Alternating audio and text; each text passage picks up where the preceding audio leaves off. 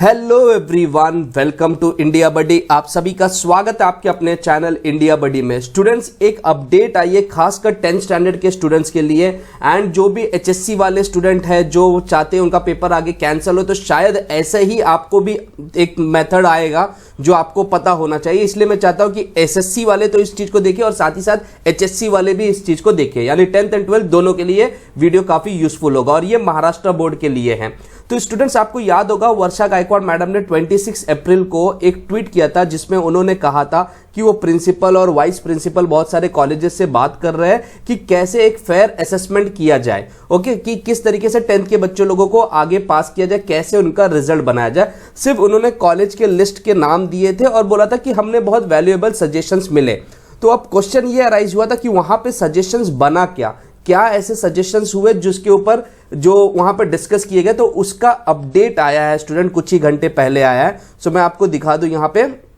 सो अगर आप देखते हैं यहां पे लिखा है कि जो FYJC first year junior college admission का जो admission 2021 discussion begin on the fair assessment process without SSC board exams. ठीक है, तो यहां पे एक चीज बहुत क्लियर है कि आपको विदाउट एग्जाम, क्योंकि पेपर तो कैंसिल कर दिया गया, कि उनका फिर असेसमेंट कैसे किया जाए उसके ऊपर उन्होंने कहा है कि क्या अपडेट होगा।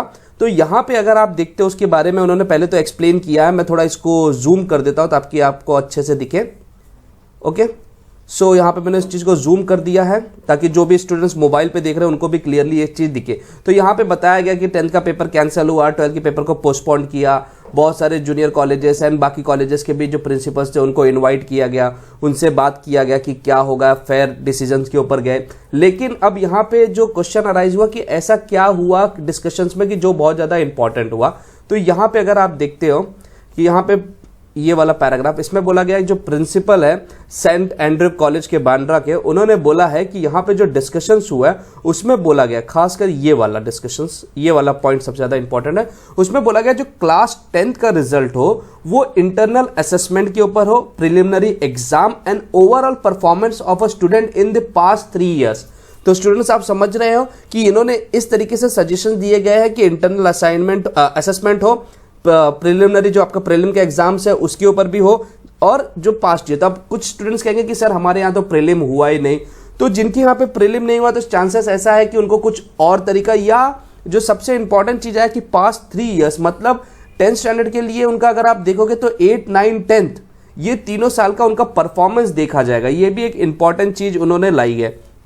लेकिन अब यहाँ पे जो सबसे इंपॉर्टेंट क्वेश्चन ये अराइज हुआ कि इस हिसाब से अगर रहेगा कि स्कूल को बोला जाएगा कि हाँ पास्ट 3 ईयर्स में इस बच्चे ने कैसे परफॉर्म किया, तो चांसेस है कि स्कूल उसके बारे में बोल सकता है कि हाँ इस बच्चे ने बहुत अच्छा परफॉर्म किया और उसको मार्क्स दे दिया, भले वो बच्चा उस चीज को डिजर्व ना करता रहे। तो ये भी एक इंपॉर्टेंट चीज है। तो इसके ऊपर भी कुछ प्रिंसिपल्स ने भी बोला कि अगर आप देखते हो साउथ बॉम्बे कॉलेज के जो प्रिंसिपल है उन्होंने बोला कि अगर इस तरीके से सिर्फ स्कूल के ऊपर छोड़ दिया जाएगा तो वहां पे फेयर डिसीजन नहीं होगा, बायसनेस आ जाएगी। तो वहां पे उन्होंने बोला कि स्टेट और प्राइवेट एजुकेशन बोर्ड, ठीक है, प्राइवेट एजुकेशन बोर्ड्स मतलब कुछ बोर्ड्स ऐसे भी होते हैं कि जिनके खुद के स्कूल्स होते हैं और वो अपने हिसाब से चलते हैं, तो उनको मिल के एक जो बोलते हैं ना कि असेसमेंट का तरीका ढूंढना होगा। सो स्टूडेंट्स, मैं आपको ये वीडियो क्यों लेके आया, क्योंकि यहाँ पे अब आपको कुछ चीज समझ में आएगी कि आपके स्कूल में अगर प्रीलिम नहीं हुआ है तो आपको समझ में आएगा कि हाँ प्रीलिम वाला केस मेरे यहाँ पे कैंसिल हो सकता है इंटरनल असेसमेंट में, मतलब ओरल एग्जाम्स या वगैरह कोई भी एक असाइनमेंट के तरीके से। और आपको इससे भी समझ में आएगा कि आपके पास 3 ईयर्स का परफॉर्मेंस कैसा है, तो एक रिजल्ट जनरेशन में आपके दिमाग में आएगा कि हाँ मेरा रिजल्ट कैसे आ सकता है। ये सब चीज के ऊपर अभी तक डिस्कशन हुआ है। और आपको तो मालूम है कि अभी कल ही एक दुखद खबर आई थी कि वर्षा गायकवाड़ मैडम के जो फादर है वो एक्सपायर हो गए थे। सो इसलिए वर्षा मैडम अब आगे भी बहुत ज्यादा मीटिंग्स नहीं ले पा रही, लेकिन उस मीटिंग में क्या हुआ उसका मैं आपको अपडेट लेके आया, क्योंकि ये अपडेट किसी के पास नहीं था कि वहां पे सजेशंस क्या दिए गए। अब लेकिन यहां पे क्वेश्चन ये अराइज आएगा कि 12th वाले बोलेंगे सर हमारा क्या हो रहा है। 12th वाले के लिए स्टूडेंट्स एकदम चीज क्लियर रख दिया गया है। यहां पे बोल दिया गया है कि जो स्टेट, जैसे यहां पे बोल दिया गया है कि अनलाइक, यहां पे रखा गया कि CBSE एंड जो आपका CISCE जैसा वो करेगा 12th के लिए, उसी तरीके से आपका HSC बोर्ड भी यहाँ पे डिसाइड करेगा। सो ये एक इंपॉर्टेंट चीज है कि CBSE, तो मुझे ऐसा फील होता है कि 12th के बच्चे लोगों के लिए हम CBSE के ऊपर क्यों डिपेंडेंट रहे, क्योंकि देखिए अभी हम इंटरनल असेसमेंट सोच रहे हैं, वो तो हम अपने हिसाब से कर रहे हैं ना, हम थोड़ी कि CBSE के पॉइंट ऑफ व्यू से देख रहे हैं। तो जब हम वो डिसीजन ले सकते हैं तो क्यों ना हम 12th के बच्चों लोग के लिए भी डिसीजन लिया जाए। दूसरी इंपॉर्टेंट चीज एक ये भी है कि माननीय मुख्यमंत्री साहब ने भी ऐसा एक पेपर में आया था कि उन्होंने बोला है कि क्यों ना इस कोरोना के जो पेंडेमिक है इसको नेशनल क्राइसिस डिक्लेयर किया जाए। तो आप समझ सकते हो कि अगर वो नेशनल क्राइसिस या नेशनल इमरजेंसी जैसे वो आती है तो फिर वो चीजें बहुत ज्यादा बड़ी हो जाएंगी, आपके पेपर जो है कैंसिल होने के चांसेस बहुत हाई हो जाएंगे, क्योंकि अभी ये इमरजेंसी जैसा सिचुएशंस बनते जा रहा है। बट उसके ऊपर अभी भी कोई डिक्लेरेशन नहीं है, वहां पे सिर्फ बोला गया।